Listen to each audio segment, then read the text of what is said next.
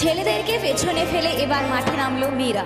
দক্ষিণ 24 পরগনা জেলার প্রত্যন্ত এলাকা নামখানা ব্লকের নারায়ণপুর পরিষদীয় মাঠে মহিলাদের পরিচালিত মহিলাদের দ্বারা সকাল থেকেই শুরু হলো হাফ কাবাডি।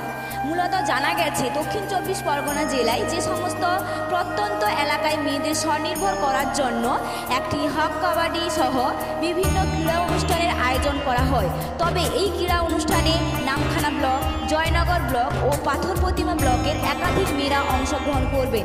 তবে এই হাফ কাবাডিতে জয়লাভ করে জয়নগর ব্লক, দ্বিতীয় স্থান অধিকার করে নামখানা ব্লক। তবে নামখানা ব্লকের মেয়েরা দীর্ঘদিন ধরে এই খেলায় যুক্ত না থাকলেও তাদের সম্পূর্ণ প্রচেষ্টায় তারা এই যে দ্বিতীয় স্থান অধিকার করেছে তারা খুব খুশি এবং সমস্ত এলাকায় যে সমস্ত মেয়েরা রয়েছে তাদেরকেও বার্তা দিতে চাইছে, তোমরাও মাঠে নেমে এই হাফ কাবাডির মতো খেলায় অংশগ্রহণ করে নাও। অপরদিকে জয়নগর ব্লকের মেয়েরা দীর্ঘ 3 বছর ধরে তারাই হাফ কাবাডির মতো খেলায় খেলে আসছে। তবে তারা দীর্ঘদিন ধরে প্রথম স্থান অধিকার করতে পারেনি। তবে এবার প্রথম স্থান অধিকার করে তাদের মুখে যেমন হাসি ফুটেছে তেমনই তারা জানাচ্ছে তাদের ব্লকের মুখে হাসিও ফুটেছে। খুব ভালো লাগে। কতদিন ধরে এভাবে খেলছো? 3 বছর। এটা নিয়ে 3 বছর। প্রথম হয়েছো, কেমন অনুভূতি হচ্ছে? আমরা তো এই জিনিসটা মানে কি বলবো, অনেক দিন থেকে এই পুরস্কারটা নেওয়ার জন্য আমাদের সবার খুব একটা আছে। তাই এই বছর আমরা এই জিনিসটা পেয়ে খুব খুশি। এই পুরস্কারটা পেয়ে আমাদের টিম কেমন খুশি, আমাদের দিদিরা কেমন খুশি, আমরা যারা এখন মাঠে খেলছে না তাদের কি বার্তা দেবে? ছোট সাথে খেলবে, ভালোভাবে খেলবে, যেন মারপিট না করে, মানে ভালোভাবে যেন খেলে। যারা এখন মাঠে খেলছে তারা আমাদের মতো এরকম মাঠে নামুক, খেলুক সকলে। এই খেলাটা না খুব ভালো, খুব মজা লাগে জিনিসটাতে। হয় না হয় সেটা বড় কথা না, বড় কথাটা হচ্ছে খেলতে লেগেছি আমরা। কি নাম? পূজা বৈরাগী, বাড়ি জয়নগর। মানে খেলার দিক থেকে বেশি আনন্দ হয়েছে যে সবাই সাথে সবাই এক জায়গায় হয়েছি, সবাই নতুন একটা গ্রুপ হয়েছি, সবাই সবাইকে চিনেছি, এটাই আমাদের খুব আনন্দ লেগেছে খেলার দিক থেকে। কতদিন ধরে খেলছে?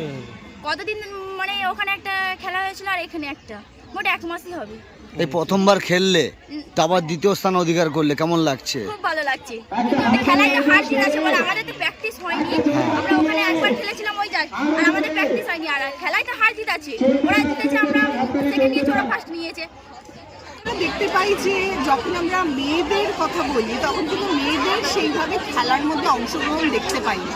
বিশেষত গ্রামাঞ্চলে আমরা দেখি কি যে মেয়েরা বসে বসে বাড়িতে ওই রান্নাবাটি খেলছে কিংবা পুতুল খেলছে। এছাড়া কিন্তু আসলে মাঠগুলো কিন্তু মেয়েদের নয়, মাঠে সারাক্ষণ ছেলেদেরই দেখতে পাওয়া যায়।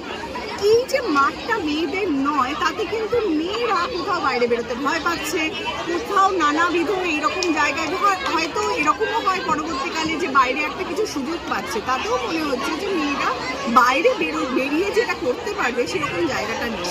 তো সেটার জায়গা থেকে যদি বের করতে হয় মেয়েদেরকে, তাহলে কিন্তু কোথাও এটাও বোঝাতে হবে যে শুধুমাত্র রান্নাবাটি খেলা, পুতুল খেলা তোমার ভবিষ্যৎ নয়। তোমার ভবিষ্যৎ সংসার করাই শুধুমাত্র তোমার ভবিষ্যৎ নয়, তোমার একটা বড় ভবিষ্যৎ আছে। তুমি কিন্তু বাইরে বেরোতে পারো, কলেজে করতে পারো, চাকরি করতে পারো। এই যে পুরো জিনিসটার জন্য যে মানসিক একটা শক্তি দরকার, যে শারীরিক শক্তি দরকার, সেটা কিন্তু খেলা থেকে আসে। সুতরাং সেই জায়গা থেকেই আমরা এরকম হোক কাবাডির মতো একটা প্রোগ্রাম অনেকদিন ধরে অর্গানাইজ করে আসছি বিভিন্ন জায়গায়। এবার প্রথমবার নামখানায় এটা হলো। আমরা জয়নগরে 2018 সাল থেকে হোক কাবাডির মতো একটা প্রোগ্রাম করছিলাম। আমাদের মনে হচ্ছিল আস্তে আস্তে সুন্দরবনের অন্যান্য ব্লকগুলোতেও যদি করা যায়। সেই জায়গা থেকেই আমরা এই বছর মৌসুমীর মতো একটা প্রত্যন্ত দ্বীপে মেয়েদেরকে এই খেলাটা শেখানো, নামখানায় শেখানো, পাথর প্রতিমায় শেখানোর ব্যবস্থা করেছি যাতে মেয়েরা এগিয়ে এসে মাঠে খেলতে পারে। আপনার নাম?